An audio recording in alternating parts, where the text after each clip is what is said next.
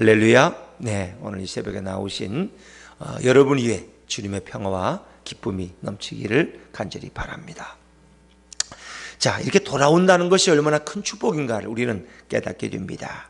1장 22절 마지막 절에 보면 나오미가 모압 지방에서 그의 며느리 모압 여인 룻과 함께 돌아왔는데 그렇습니다. 나오미가 드디어 모압 지방에서 베들레헴으로 돌아왔다는 겁니다.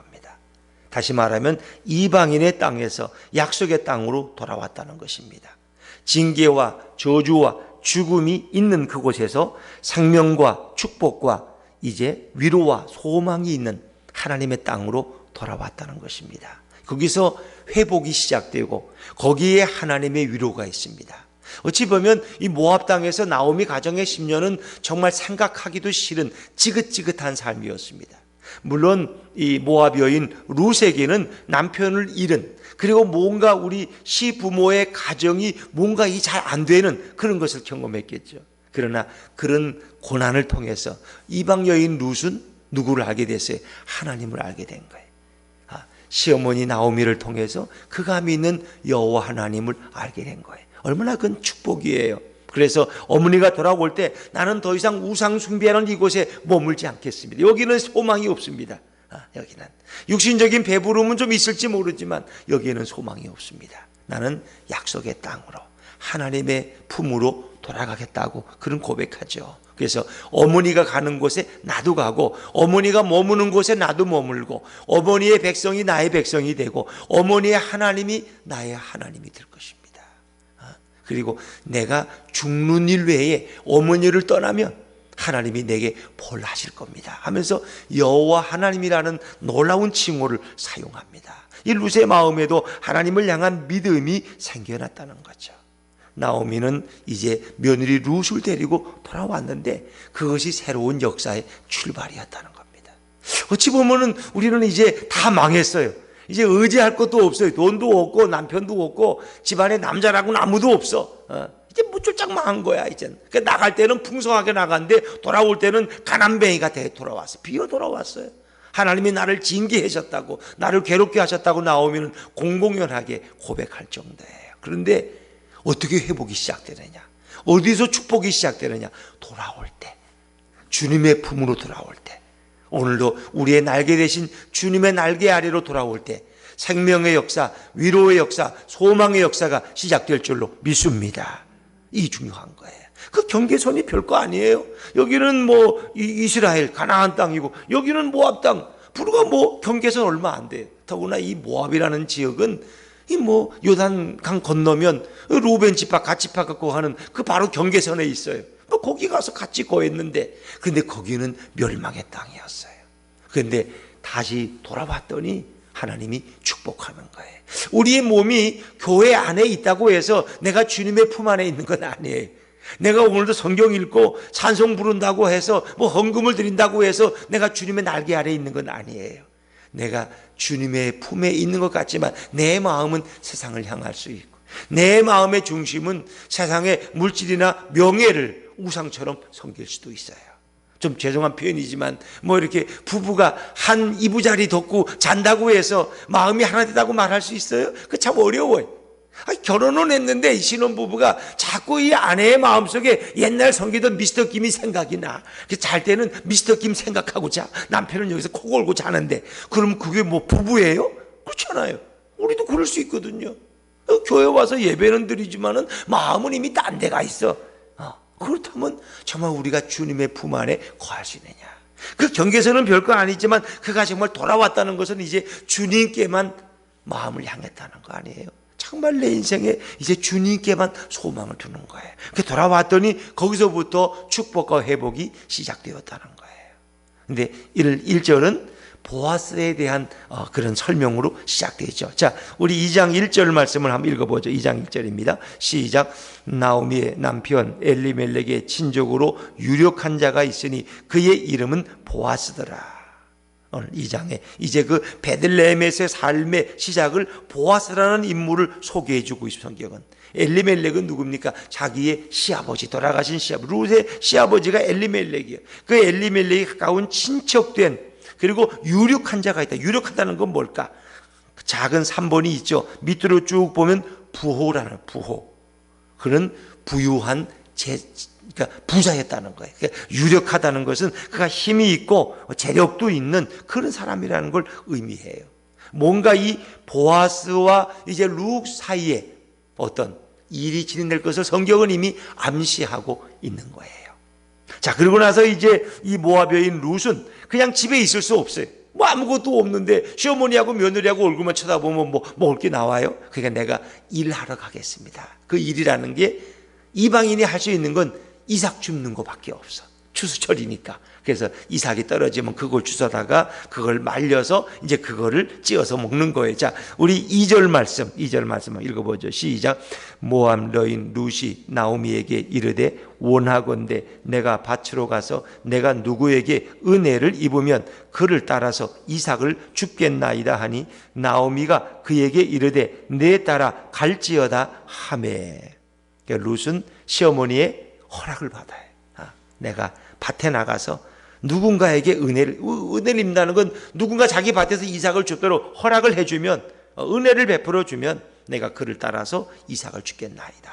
그러니까 이삭 줍는 것은 이제 추수하는 농군들 있죠, 일꾼들, 그 사람들 뒤로 따라가는 거예요. 왜? 추수하기 전에 남의 이삭 따면 안 되니까. 추수하고 이제 낫을 가지고 이렇게 베고 나가는데 그 뒤에 혹 떨어진 것들, 그들이 미처 챙기지 못한 것을 이제 이삭을 줍는 거예요. 근데 유대인들은 그것을 이미 허락을 하죠. 이삭을 다 줍지 말라. 왜? 나그네와 고아와 어려운 사람들이 그것을 먹고 연명하니까. 이제 그게 참 율법의 인도적인 정신 아닙니까? 그렇게 해서 따라가면서 그 이삭을 줍는 일에 나오미는 내 따라 갈지어다 허락을 해요. 그 정말 이 시부모를 향한 이 공경의 마음, 공양의 마음이죠. 내가 어머니를 이렇게 배부르게 대접해야 되겠다. 그런 아름다운 마음이 이 룻에게 있는 거예요. 그래서 그가 이제 밭에 나가서 이삭을 줍는데 그것이 누구의 밭에 이르렀느냐? 자, 3절 말씀, 3절을 같이 읽습니다. 시작. 룻이 가서 베는 자를 따라 밭에서 이삭을 줍는데 우연히 엘리멜렉의 친족 보아스에게 속한 밭에 이르렀더라. 참 3절 표현이 재미있어요. 이삭을 줍는데 우연히, 이게 우연이에요? 필연이에요? 이건 필연이에요. 우리는 성경에 우연히 된 것 같아. 근데 이건 우연이 아니야. 거기에 하나님의 계획이 있고 하나님의 간섭이 있다는 거예요. 그들이 돌아오면서 하나님은 일하고 계시다. 하나님은 움직이고 계신다는 거예요. 이 가정, 나오미와 룻의 가정을 통해서 어떤 새로운 일을 일으킬 것을 하나님은 이미 계획하고 그 일을 진행하고 있는 거예요. 근데 우연히 이르는 것이 어디냐? 엘리멜렉의 친족 보아스에 속한 밭에 이르렀더라. 그건 우연이 아니라 필연이고 하나님의 간섭과 하나님의 역사가 있는 줄로 믿습니다. 그 부요한 자, 그 유력한 자, 자기 친족의 기업을 물을 수 있는 힘과 능력이 있는 자, 그렇죠. 그런 자의 보아스의 밭에 이르렀다. 그래서 성경은 사실 이제 이게 아름다운 룻이라는 여인이 얼마나 참 효도하는 며느리고 참 훌륭하냐, 또 나오미 시어머니가 얼마나 훌륭하냐, 이런 걸 얘기하는 게 아니에요. 사실 이 성경의 본질은 예수 그리스도를 얘기하고 있는 거예요. 룻처럼 이방 여인이고 이제 멸망할 수밖에 없는 영혼인 우리가 어떻게 예수님을 만나서 새로운 인생을 살아가느냐는 거예요. 이 보아스라는 인물은 이 룻기서에서 예수 그리스도의 예표가 되고 그림자가 되는 줄로 믿습니다. 그래서 이 사람은 기업 물을 자야. 기업 물은다는 것은 누구의 인생을 책임질 수 있는 자예요. 또 나중에는 이것이 이스라엘의 고엘 제도와 연결되는데 그것은 그의 모든 것을 다 책임지고 또 안을 수 있는 자가 바로 기업 물을 자예요. 그 유력한 자. 여러분, 우리 예수님은 부요하신 분이고 힘이 있고 권능이 있는 분인 것입니다. 인간은 인간을 구원하지 못하지만 우리 예수님은 하나님이시기 때문에, 하나님의 아들이시고 우리의 메시아이기 때문에 그분은 우리의 인생의 문제를 다 끌어안을 수 있고 그 문제를 해결할 수 있는 힘과 능력이 있는 자입니다. 그러니까 이제 구약에서 이렇게 여인들이 홀로 되면은, 그리고 남편이 없어, 남자가 아무도 없어, 그러면 그 집안의 대가 끊기는 거야. 그러면 이제 누군가 그 유력한 친족 가운데 힘 있는 자가 그 여인을 대신 자기 아내로 맡아주는 거예요. 그 집의 빚을 다 갚아주고 그 여인을 자기 아내로 맞아서 대를 잇게 해주는 게 바로 기업 물을 그런 잘하는 유력한 자예요. 그것이 고엘 제도의 출발입니다. 이것은 쉽게 말하면 예수 그리스도께서 우리의 모든 죄를 끌어안으시고 그리고 우리의 모든 인생을 책임지시는 것을 의미해요. 그래서 오늘 룻기서는 그저 아름다운 며느리와 시어머니의 얘기가 목적이 아니라 이 어떤 아름다운 이런 사실적인 이야기를 통해서 예수님과 성도의 관계를 우리에게 설명하고 있는 거예요. 그러니까 우리가 예수님을 만나는 게 우연이 아니라니까요. 주님이 우리를 이미 알고 계셨고 때가 되어 우리를 부르신 거예요. 참새 한 마리도 하나님의 허락 없이는 땅에 떨어질 수 없다. 이게 참 주님의 이 섭리예요. 섭리. 그렇죠. 우리 김영희 권사님인가요? 우리 권사님 이렇게 코로나 때문에 오랫동안 새벽기도 못 나오다가 오늘 이렇게 나오신 것도 어제 나오신 것도 다 주님이 인도해요. 이젠 그만 따라. 이제 나가도 된다. 이제 마음 놓고 나가라. 마스크만 잘하고. 그렇죠. 우리 김정미 지사님도 이렇게 오랜만에 나오니까 주님이 인도하시고 우리 여기 계신 우리 집사님도 사단지에서 오시는데 이 코로나 때문에 이 새벽기도를 이렇게 쉬었지만 또 이렇게 다 때가 되니까 하나님 불러주시는 거예요.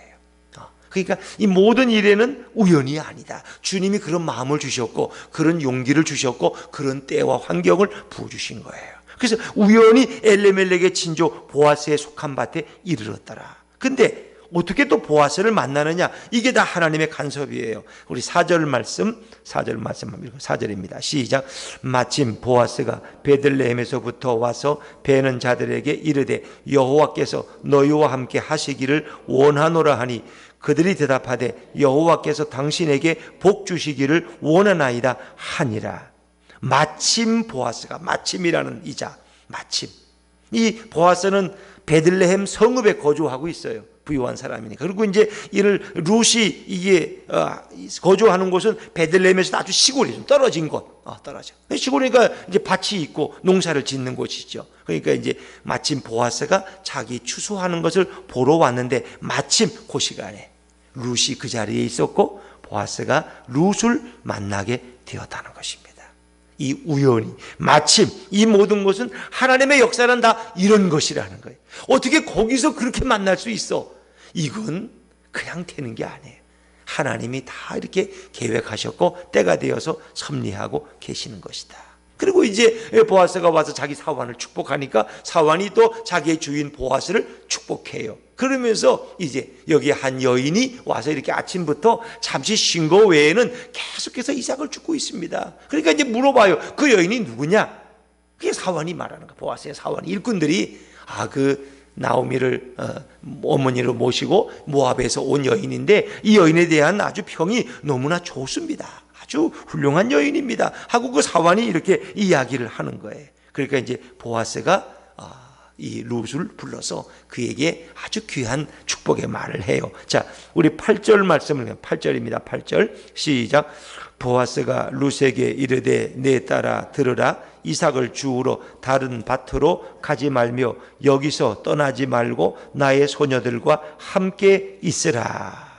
그는 아주 친근하게 내 딸아. 왜? 엘리멜렉과 같은 이런 계열이거든. 그러니까 나이도 좀 들었어요. 보아스는 이렇게 보면은 유력한 사람이고 부유한 사람인데 마치 자기의 딸을 부르듯이 내 딸아 하고 불러요. 그러면서 이삭을 주우러 다른 밭으로 가지 말아라. 여기서만 이삭을 주우라는 거예요. 그리고 여기서 떠나지 말고 나의 소녀들과 함께 있으라는 거예요. 왜? 이 밭을 떠나면 위험할 수 있어요. 왜? 시골에는 늘 건달들도 있고 한량들이 있으니까 뭐 혼자 산대, 모압에서 왔대, 이방 여인이대. 그럼 뭔가 좀 무시하고 좀 건드리려고 하는 거예요. 일꾼들도 다 이게 사람인데 뭔가 이렇게 좀 시비를 걸고 싶고 뭔가 건드리고 싶은 그런 마음이 있을 거예요. 그래서 보아스는 자기 일하는 일꾼들에게 저 소녀는 절대 건드리지 말아라. 저 여인은. 그리고 너는 여기서 머물고 목이 마르면은 우리 일꾼들이 길러온 물을 마음껏 마시라. 이 소녀는 여기에 함께 있으라. 여기서 떠나지 말고 내 밭에 이삭 줍는 여인들과 함께 있어야 된다. 이제 이런 당부를 해요. 이건 정말 특혜예요. 그렇죠, 특혜. 그러니까 우리가 정말 보아스를 예수 그리스도의 그림자로 볼 때 우리가 주님의 밭에 있다는 것은 얼마나 놀라워요. 교회라는 건 주님의 밭이에요. 열매가 자라고 생명이 자라는 곳이고, 여기에 때가 되면 주님이 추수해서 우리를 알곡을 천국 창고에 인도하는 거예요. 그러니까 우리는 주님의 밭을 떠나면 안 되는 거죠. 여기에 함께 이 믿음의 성도들과 함께 이 머무는 것이 얼마나 중요한지 몰라요. 그래서 오늘 룻이란 여인은 이제 보아스라는 그 유력한 사람의 그늘 아래, 날개 아래, 그의 보호 아래 여기서 머물면서 이삭을 죽게 되는 거예요. 그렇죠? 우리도 그리스도의 날개 아래, 그리스도의 영향력 아래, 그리스도의 품 안에 거하는 것이 얼마나 중요한 것이냐. 그랬더니 뭐예요? 일단은 이 모든 먹는 문제가 다 해결되잖아요. 그렇죠? 거기서 마음껏 이삭을 줍고 편안하게 물도 마시고 쉬고 식사 때가 되니까 또 와서 같이 식사까지 하자 그래. 이런 축복이 어디 있어요? 그것은 바로 예수 그리스도가 우리에게 베푸는 사랑과 은혜를 오늘 룻기서를 통해서 이미 말씀하고 있는 것이다. 그러니까 우리가 이제 성경을 읽을 때 그냥 이것은 이렇게 성경에 이렇게 부모를 공경하라고 했으니까 십계명 부모 공경 있지 않느냐. 그러니까 룻기서는 부모 공경하는 거야. 그래서 어버이 주일 되면 다 이 부분 가지고 설교 많이 해요. 여러분도 착한 며느리가 되고 시어머니 잘 모시라고 이제 그렇게 설교하는 게 뭐 틀린 건 아닌데, 이제 그것은 가장 기본적인 윤리적인 설교예요. 그건 일반 계시의 차원이야. 그러나 이 성경을 통해서 성도와 예수님과의 관계를 우리가 깨닫고 말씀을 들을 때 이건 특별 계시가 되는 거예요. 그래서 정말 중요한 것은 예수 그리스도 안에서 우리가 그분 안에 머무는 것이 너무너무 중요한 것이고, 그 예수님이 우리에게 주는 축복은 너무너무 놀라운 것이다. 놀라운 것이다. 자, 그러면서 이제 소년들에게 9절에 보니까 너를 건드리지 말라고 내가 당부했다는 거예요. 그렇죠? 자, 그러니까 이제 룻이 참 겸손해요. 내가 이방 여인이거든 당신이 어찌하여 내게 은혜를 베푸시며 나를 돌보시나이까.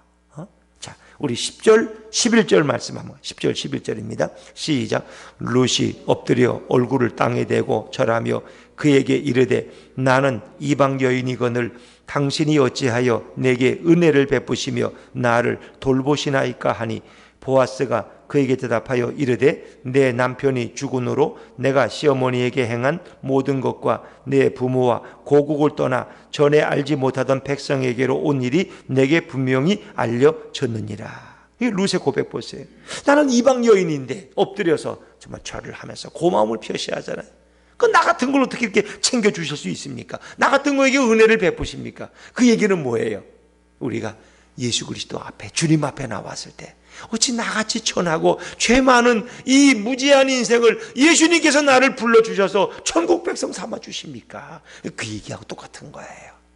주님이 역시 눈은 정확하셔. 그러니까 나를 안 부르면 누굴 부르겠어? 나같이 잘난 사람을 다 부르셔야 되지. 맞아, 지당하지. 이게 아니라 나같이 천하고 무능하고 죄 많은 인생을 주님이 저를 불러주시니 이 은혜 감당할 수 없습니다. 저 같은 게 이렇게 새벽 제단에 나와서 이렇게 말씀을 듣고 하나님의 음성을 듣게 하시니 이 놀라운 은혜가 너무나 크고 위대합니다. 우리는 늘 주님 앞에 나올 때 이런 마음으로 나와야 돼요. 그리고 그런 마음을 고백하는 거예요. 그럼 주님이 얼마나 기뻐하셔. 내가 어제도 잘한 일이 너무 많아요. 하나님, 내가 어제도 누굴 좀 도왔고, 내가 좀 한마디 좋은 말 해줬고, 내가 전도도 한마디 했고, 내가 이만하면 잘하죠. 물론 뭐 그런 마음이 들 때도 있지만 우리 자신이 늘 부족함을, 나같이 부족한 사람을 하나님이 이토록 사랑하시니, 우리 예수님의 품에 이렇게 안아주시니 정말 이 은혜가 너무 위대하고 놀랍습니다 하는 이 고백이 우리의 고백이 돼야 된다는 거예요. 나의 의를 자랑하는 것이 아니라. 그래서 우리가 세리와 바리새인의 기도를, 바리새인이 뭐라고 기도해요? 나는 저 옆에 있는 세리와 같지 아니함을 감사합니다. 난 일에 한 번씩 금식하고 온전히 11조를 드리고 나는 주님 앞에 빠진 것이 없습니다. 이런 마음은 주님이 받지 않으셔요. 세리처럼 나는 감히 여기 나올 수도 없는데, 나는 이렇게 죄 많은 이렇게 천한 자인데 어찌 저 같은 자가 이렇게 나와서 주님의 얼굴을 뵐 수 있는 게 너무너무 정말 놀랍고 감격스럽습니다 하는 그런 고백, 그 은혜에 대한 고백을 주님은 너무너무 기뻐하시는 거예요. 그래서 오늘 이 룻의 모습 속에서 우리가 예수님 앞에 나와서 어떤 기도를 해야 될 것인가를 우리에게 말씀해 주고 있잖아요. 그러니까 이제 보아스가 그를 축복하죠. 자, 12절 말씀, 마지막 12절입니다. 12절 시작. 여호와께서 내가 행한 일에 보답하시기를 원하며 이스라엘의 하나님 여호와께서 그의 날개 아래에 보호를 받으러 온 내게 온전한 상 주시기를 원하노라 하는지라. 보아스는 룻을 축복합니다. 주님은 우리가 주님 앞에 나올 때마다 이렇게 기뻐하시고 우리에게 상 주시기를 원하시고 기쁨 주시기를 원하시고 가장 좋은 것으로 우리에게 베풀어 주기를 원하셔요. 이게 바로 우리 예수님의 마음이에요. 예수님의 마음. 주님의만 나오면 반드시 주님은 우리의 모든 필요한 것들을 채워주시고 이미 알고 계시고 더 좋은 곳으로 주시기 위해서 주님은 오늘도 풍성한 은혜의 손길을 베푸시는 분이 우리 예수님이세요. 그분의 날개 아래 거한다는 것이 얼마나 귀한 것이냐. 그분의 밭에 와서 이렇게 보호 아래서 우리가 생활한다는 것이 얼마나 감사하냐. 오늘도 이 토요일 하루를 여러분이 정말 주님의 날개 아래서 하루를 그 말씀을 붙들고 시작하는 거예요. 오늘도 예수님과 동행하는. 그래서 아무도 사탄 마귀가 여러분을 건드릴 수 없고 어떤 것도 여러분을 해칠 수가 없어. 왜? 주님의 이미 명령이 있고 주님의 보호의 날개 아래 우리가 있고 천사들이 와서 우리를 보호하기 때문에 오늘도 예수님이 주시는 이 축복과 은혜 가운데서 오늘도 감사와 찬양으로 살아가는 복된 하루가 되기를 주의 이름으로 축원합니다. 기도하겠습니다.